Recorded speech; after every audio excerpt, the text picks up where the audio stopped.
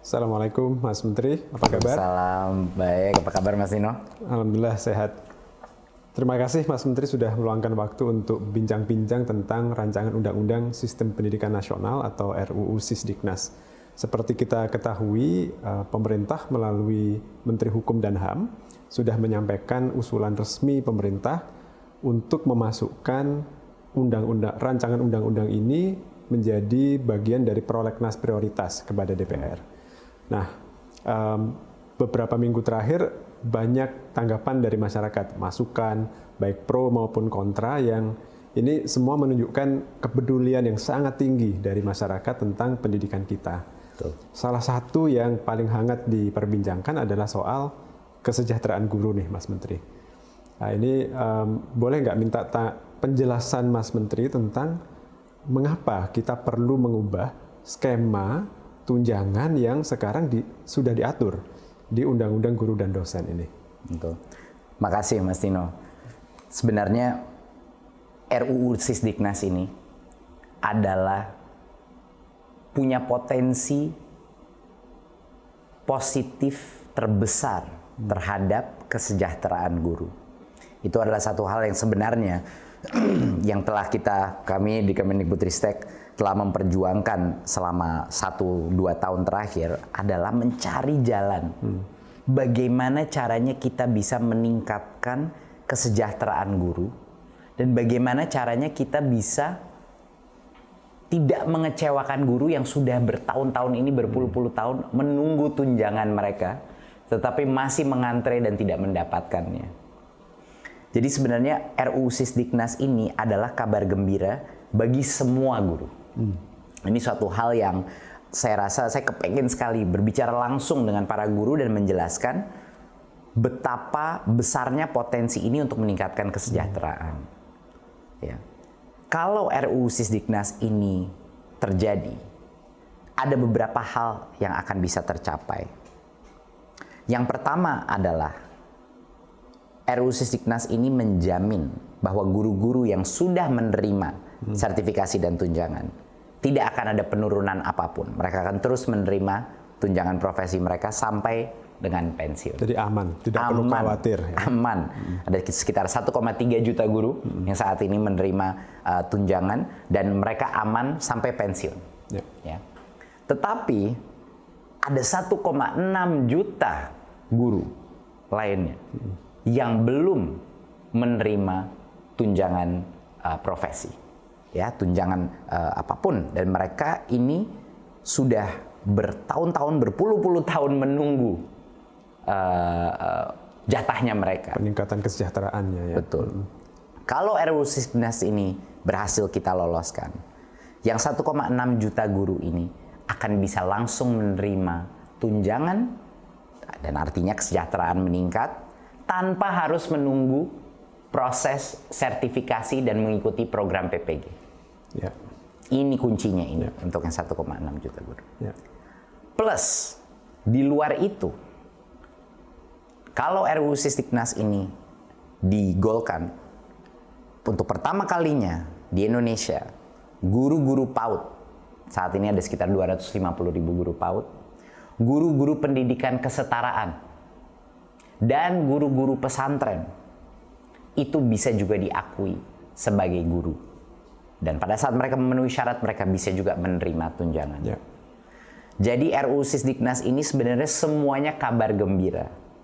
Nah, sekarang saya kepengen menanyakan ke Mas Nino, kalau begitu kenapa ada begitu banyak suara-suara dan isu pro kontra yang sekarang sedang tersebar? Yang saya tanyakan Mas Nino. Kira-kira kenapa ini Mas Nino?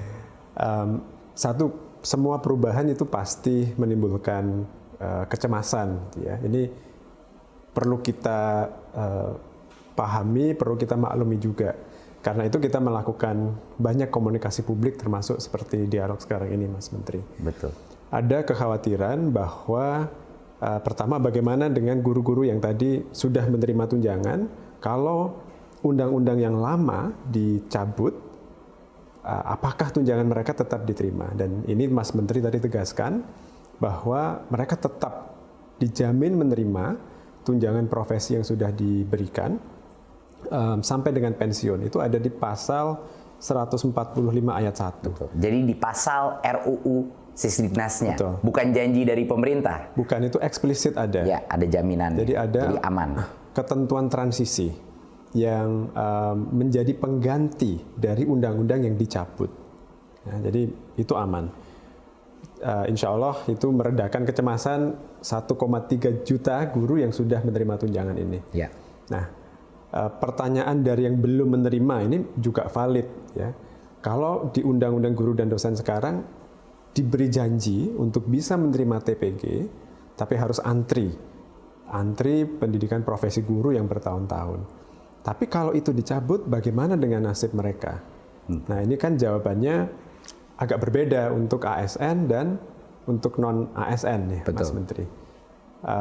Mungkin Mas Menteri bisa menjelaskan skema untuk ASN kira-kira seperti apa nih? Kenapa guru-guru ASN dan calon ASN yang sekarang berproses guru-guru honorer yang ingin menjadi P3K ini, kenapa mereka juga diuntungkan dengan adanya perubahan pengaturan yang kita ajukan? Mungkin Mas Nino untuk menjelaskan ini, kita harus kembali dulu ke tahun 2005. Dan kita harus membahas sedikit mengenai Undang-Undang Guru dan Dosen. Betul.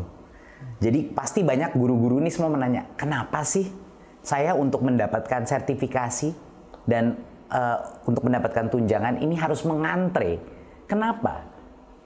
Alasannya adalah, dan ini harus dijelaskan ke setiap guru di Indonesia, alasannya adalah di dalam Undang-Undang Guru dan Dosen tahun 2005, guru itu dipisahkan dari sistem ASN lainnya. Makanya disebut dalam Undang-Undang Guru dan Dosen itu ada kata-kata tunjangan profesi dan disebut berapa jumlah tunjangannya. Ya. Tetapi yang harus disadari oleh banyak guru-guru, di dalam Undang-Undang Guru dan Dosen itu, proses untuk mendapatkan tunjangan itu dikunci dengan namanya proses sertifikasi, yaitu PPG. Sementara sistem kita punya kapasitas yang terbatas untuk PPG. Ya. Per tahun kira-kira maksimal 60 sampai 70 ribu proses PPG itu.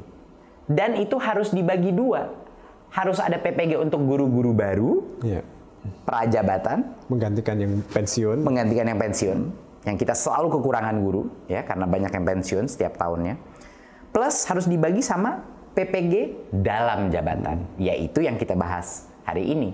Guru-guru 1,6 juta guru ini yang masih belum, yang ngantre menunggu sertifikasi dan PPG. Jadi bayangkan, itu peraturan Mas Nino keluar di tahun 2005. Sekarang tahun 2022. Karena undang-undang tersebut, walaupun dengan itikat baik undang-undang itu, hanya 1,3 juta guru itu yang menerima sertifikasi. Jadinya hampir 20 tahun untuk mencapai 1,3 juta guru disertifikasi. Kalau kita diam saja dan mengikuti peraturan itu, di mana disebut tunjangan profesi dan lain-lain, kita akan menunggu lebih dari 20 tahun lagi. Baru yang 1,6 juta ini bisa semua selesai disertifikasi, dapat PPG-nya dan akhirnya menerima tunjangan. Sekarang bayangkan, kalau kita menanyakan, kalau saya itu di daerah, dari Sabang sampai Merauke saya ngomong sama guru, kalau kita memberitahukan mereka, iya Anda harus menunggu 20 tahun lagi, iya mereka akan bilang, ya saya sudah pensiun Pak. Yeah. Mereka akan, hampir setengah dari guru kita, itu tidak akan menerima sama sekali karena sudah pensiun. Nah, ini adalah suatu hal yang harus dimengerti oleh guru. Kenapa mereka harus mengantre? Karena di Undang-Undang Guru dan Dosen, mereka dikunci dengan sertifikasi karena ada pembedaan sistem tunjangan mereka. Makanya namanya tunjangan profesi disebut situ, itu yang membuat guru itu diperbedakan dari contohnya ASN lain. Sementara ASN yang lain itu tidak perlu menerima, tidak perlu melalui proses sertifikasi atau proses PPG untuk mendapatkan tunjangannya. Jadi kalau misalnya Mas Tino, guru-guru ini disetarakan kembali dengan undang-undang ASN, ini untuk guru-guru negeri ya, kalau mereka untuk P3K, guru PNS, kalau mereka disetarakan lagi dengan undang-undang ASN, mereka akan bisa menerima tunjangan langsung tanpa mengantre sertifikasi dan PPG. Jadi kenaikan tunjangan ya, Betul. tanpa harus sertifikasi. Tanpa harus sertifikasi. Saya ingin sedikit memperdalam poin itu, Mas Silakan. Menteri. Tapi kalau boleh saya rangkumkan, yang disampaikan Mas Menteri ini adalah bahwa pengaturan di Undang-Undang Guru dan Dosen sekarang niatnya baik untuk memberi kesejahteraan yang layak bagi guru. Dan itu sama dengan niat kita gitu ya sekarang. Tapi itu sulit diimplementasikan karena mencampurkan dua hal. Satu, sertifikasi yang tujuannya adalah untuk kualitas, dan yang kedua kesejahteraan, tunjangan profesi untuk meningkatkan kesejahteraan. Betul. Dan urutannya jadi keliru urutannya ya. Kalau di Undang-Undang Guru dan Dosen sekarang sertifikasi dulu, kualitas dulu, baru boleh mendapatkan kenaikan tunjangan, kenaikan kesejahteraan.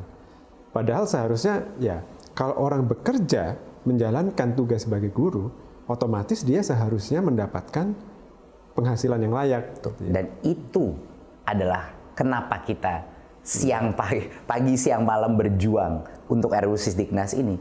Karena menurut kami di Kemendikbudristek, kalau orang itu bekerja sebagai guru, dia harus mendapatkan tunjangan. Ya. Kenapa harus dia menunggu antrean sertifikasi lagi untuk mendapatkannya? Tetapi situasinya, kenapa ini ada polemik di masyarakat? Karena ada berbagai pihak yang sekarang mempertanyakan, melihatnya hanya sangat dari permukaan saja. Mereka melihat kata tunjangan profesi itu dikeluarkan dari undang-undang. Seolah-olah kita ingin menarik tunjangan. Padahal kebalikannya, Mas Nino. Kata tunjangan profesi itulah alasan kenapa 1,6 juta guru itu sekarang tidak menerima tunjangannya dan harus mengantre. Jadi disandra oleh pengaturan yang mengikat mereka harus sertifikasi dulu baru menerima penghasilan yang layak. Nah, kalau pertanyaan kritisnya begini, Mas Menteri, kenapa tidak ya Kemdikbud mempermudah saja proses sertifikasinya? Berikan saja sertifikasi bagi semua guru yang 1,6 juta tadi. Ya, tidak bisa. Kenapa? Karena sertifikasi itu adalah, analoginya adalah SIM. Ya kan Mas Nino? Seperti surat izin mengemudi. Untuk bisa menjadi guru, harus tentunya ada izin bahwa guru ini kualifikasinya tepat. Jadi kita harus melindungi konsep sertifikasi untuk guru-guru baru sebelum mereka diberikan izin untuk bekerja sebagai guru, baik di swasta maupun di negeri. Ini harus ada proses kualifikasi siapa yang boleh menjadi guru. Gitu. Selama ini di Undang-Undang Guru dan Dosen ini kan digabung proses sertifikasi dan tunjangan. Kita ingin memecahkannya sehingga yang sudah menjadi guru ya udah kita putihkan mereka. Mereka kita bisa berikan tunjangan tanpa mereka harus mengikuti proses sertifikasi.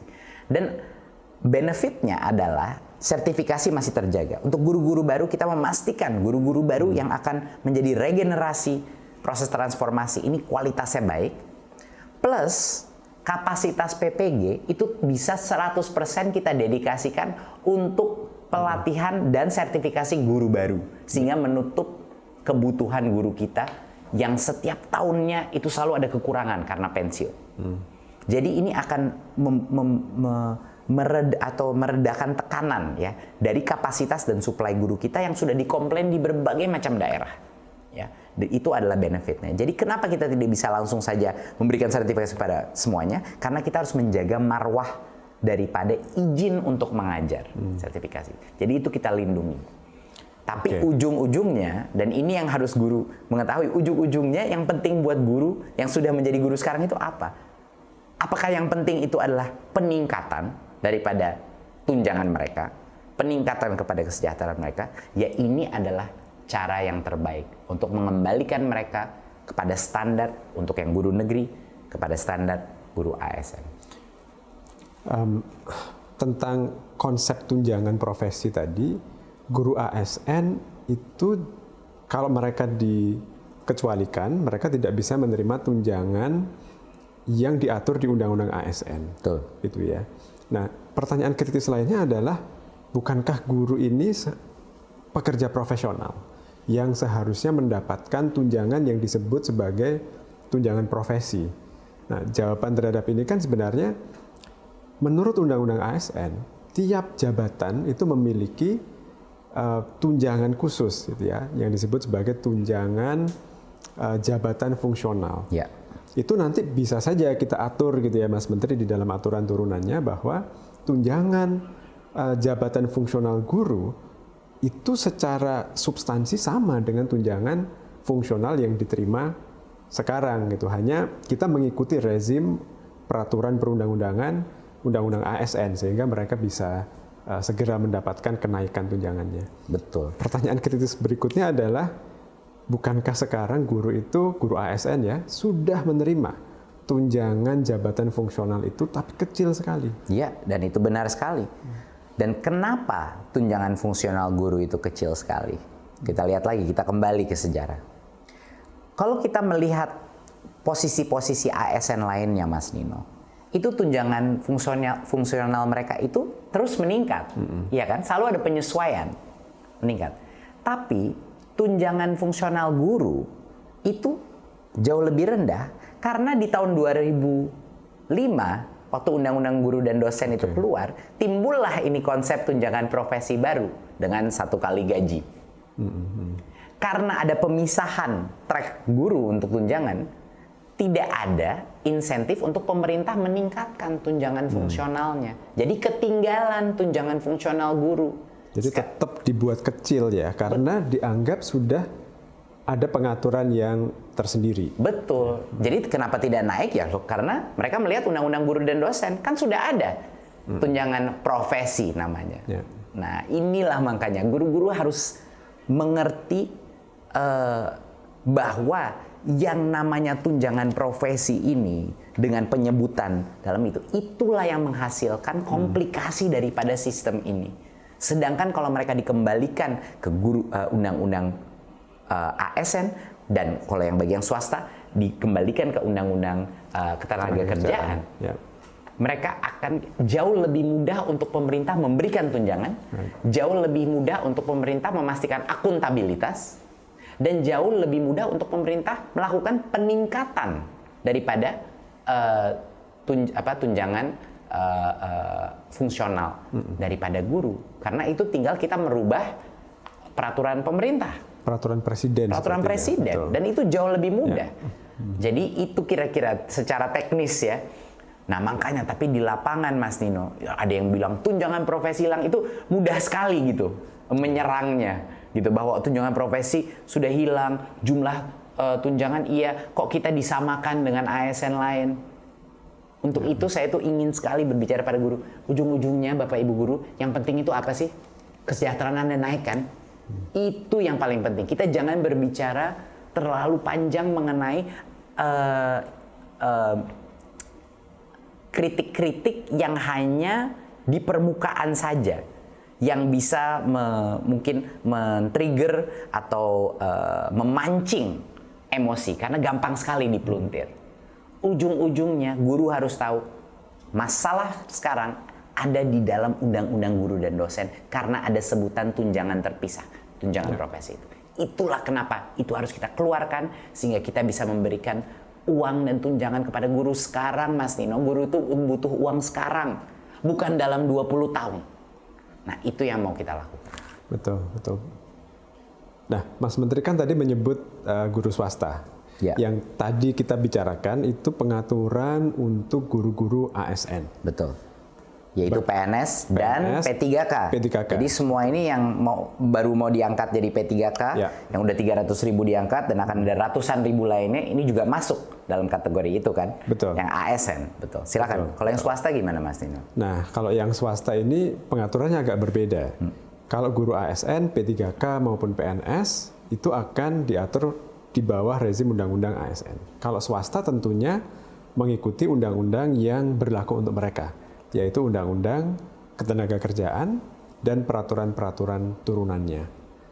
Tapi pada prinsipnya, di peraturan pemerintah tentang pengupahan, itu menyebutkan bahwa setiap orang yang melakukan pekerjaan yang sama, itu berhak mendapatkan penghasilan yang sama juga. Artinya, guru swasta itu juga seharusnya mendapatkan penghasilan yang setara dengan guru-guru yang statusnya ASN, berada di sekolah negeri.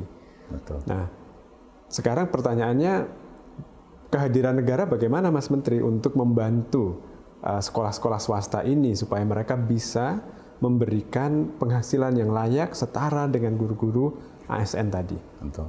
Benar sekali Mas Tino. Jadi poin pertama yang sangat penting adalah kalau ASN tadi kembali kepada undang-undang ASN.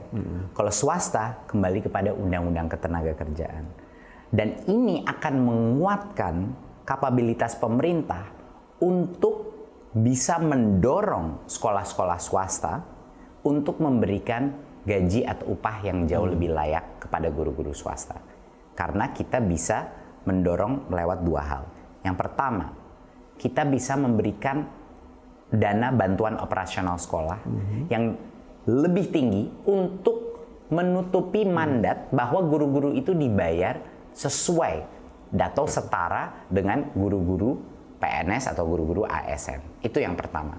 Jadi rencana pemerintah adalah setelah RUU ini keluar adalah untuk meningkatkan dana bantuan operasional sekolah swasta untuk memenuhi kebutuhan kelayakan upah guru-guru swasta. Itu adalah yang pertama. Jadi pemerintah akan hadir dengan memberikan anggaran tambahan kepada yayasan-yayasan, kepada sekolah-sekolah swasta untuk memberikannya.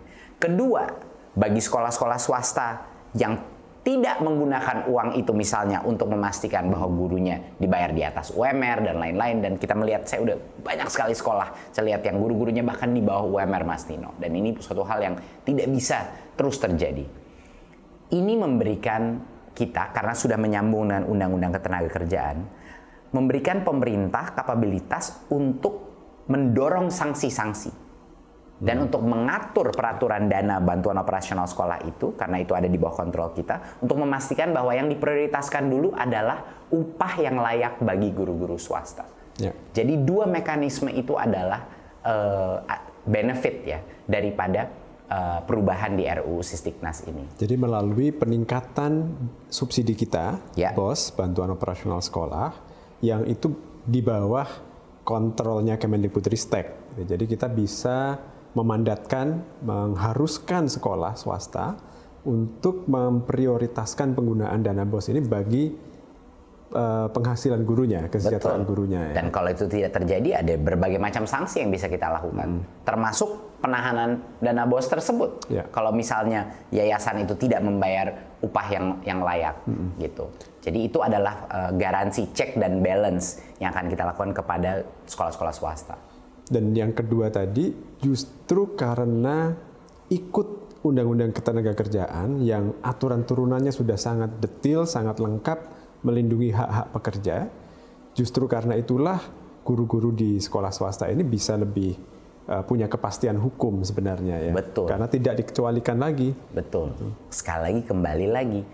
Masalahnya di guru swasta, kenapa banyak guru dibayar UMR dan lain-lain? Karena ini ada pengecualian guru di Undang-Undang Guru dan Dosen dengan adanya namanya disebut tunjangan profesi.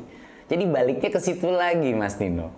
Ujung-ujungnya buat guru negeri, guru swasta, guru honorer, semuanya ini seperti yang Mas Tino bilang, tersandera dengan konsep tunjangan profesi guru. Padahal di Undang-Undang ASN dan di Undang-Undang Ketenagakerjaan itu bisa jauh lebih terlindungi dan bisa langsung mengalami peningkatan kesejahteraan. Itu sebenarnya. Oke Mas Menteri, jadi guru swasta akan diatur melalui peraturan perundang-undangan yang mengikuti Undang-Undang Ketenagakerjaan. Dan mereka akan bisa mendapatkan perlindungan kepastian hukum yang lebih di sana ya. Nah, tetapi ada persepsi bahwa kalau seperti itu, maka guru tidak menjadi khusus lagi. Itu apa betul seperti itu Mas Menteri?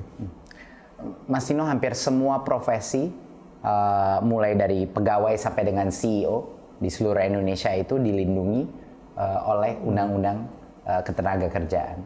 Jadi itu merupakan suatu wadah regulasi yang tugasnya untuk melindungi semua profesi, semua pekerja di seluruh Indonesia.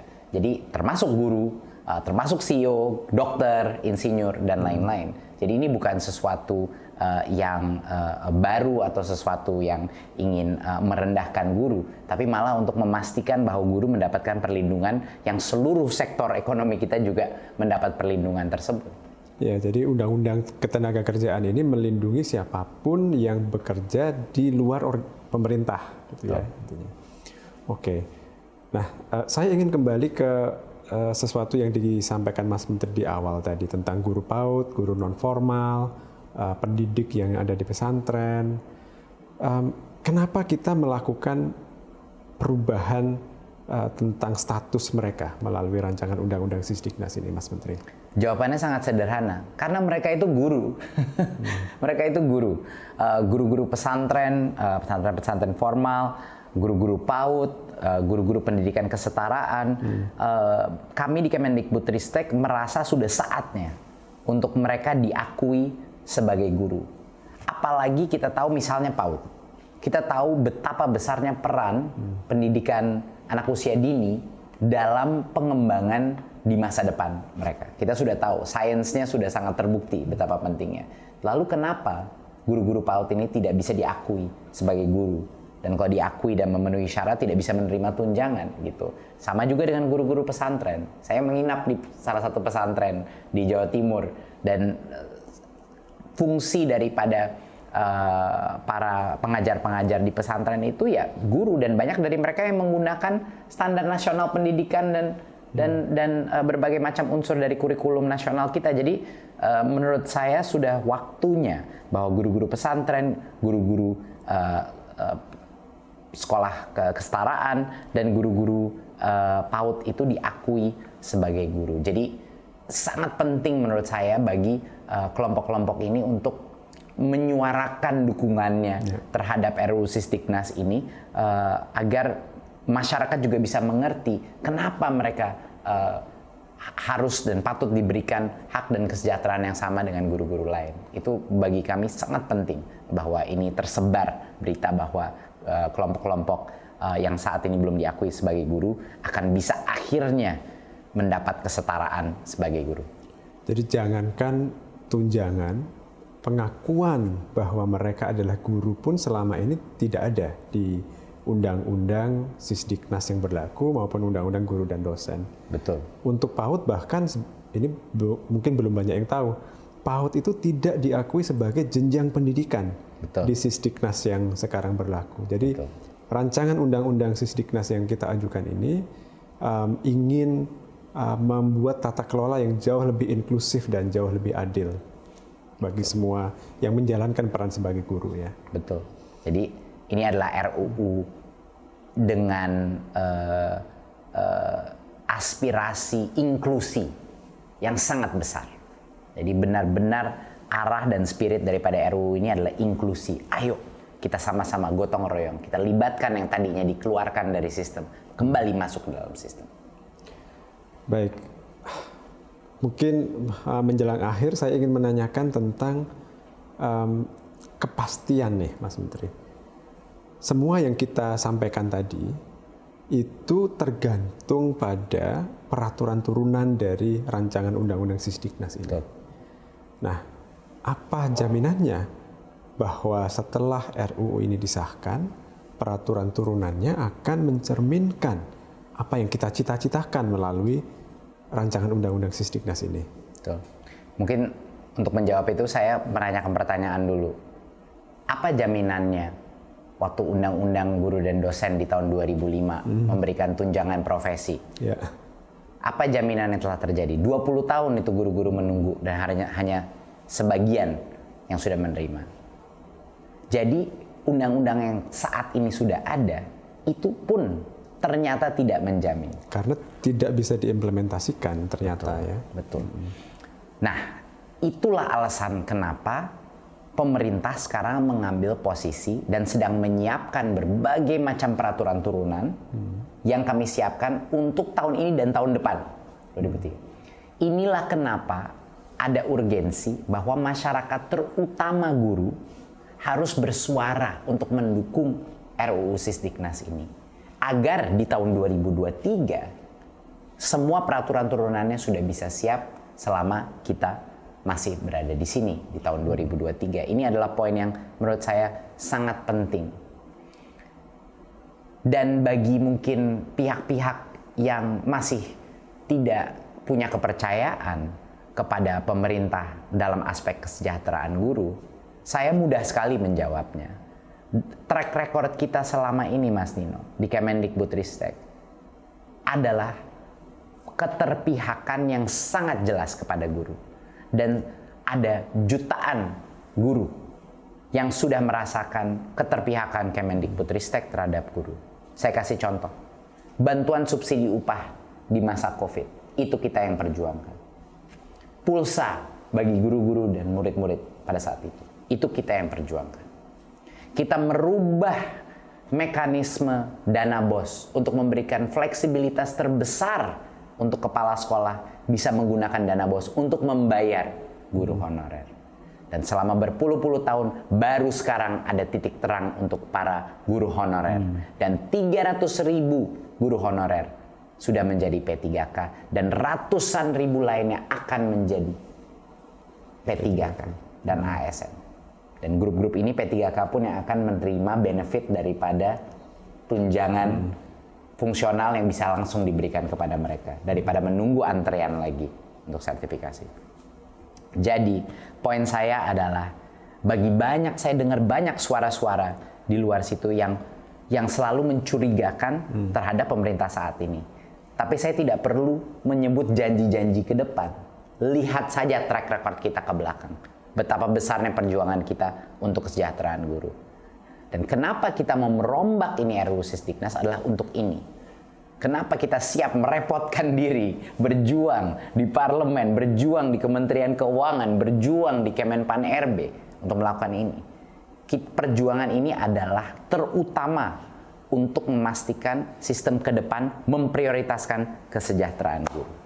Jadi itulah yang bisa saya sebut kita ingin masyarakat dan terutama guru-guru untuk percaya dengan kita dan di tahun 2023 peraturan turunannya akan mencerminkan semua dan mencerminkan semua visi dan aspirasi tersebut. Dan saya yakin di tahun 2003 pada saat peraturan turunannya keluar dan RUU ini sudah digolkan, guru-guru akan tenang, guru-guru akan benar-benar merasa jauh lebih aman dari sisi kesejahteraan. Itu harapan besar saya.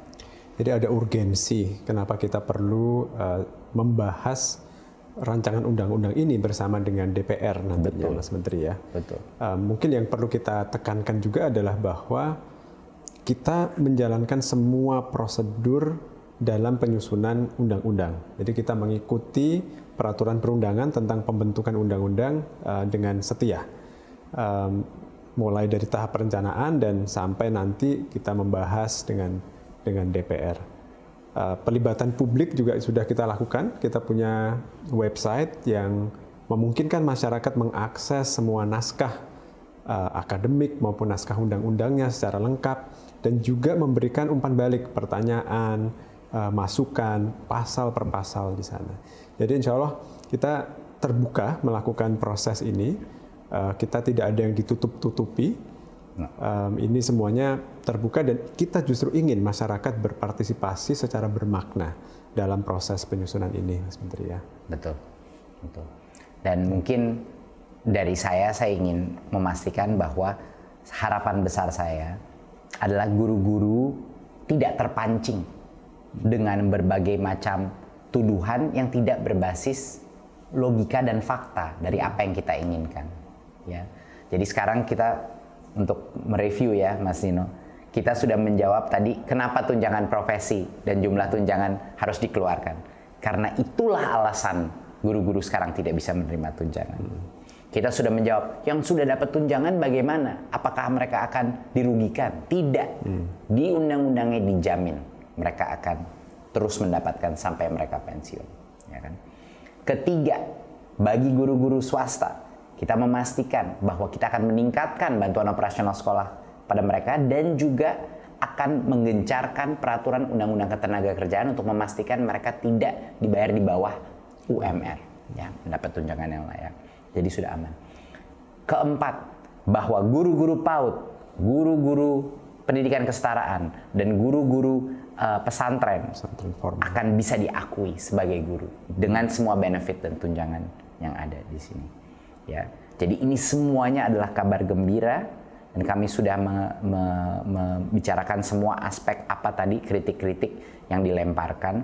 Dan sebenarnya satu hal yang sangat penting adalah saya diminta oleh Pak Presiden, mandatnya Pak Presiden adalah dalam RUU Sisdiknas ini kesejahteraan guru harus terjamin dan meningkat, bukan hanya terjamin, meningkat kesejahteraan guru. Itu adalah mandat yang diberikan Pak Presiden kepada kami di Kemendikbudristek. Dan karena itulah RUU Sisdiknas ini harus dilihat sebagai masyarakat sebagai suatu hadiah yang harus dirayakan, harus didukung, tapi juga silahkan berikan input, berikan masukan. Tetapi ini adalah suatu hadiah bagi para guru-guru yang saat ini belum ada kepastian mengenai kesejahteraan mereka. Baik, terima kasih banyak Mas Menteri atas waktunya untuk berdiskusi tentang RUU Sisdiknas ini. Terima kasih juga Mas Tino. Terima kasih.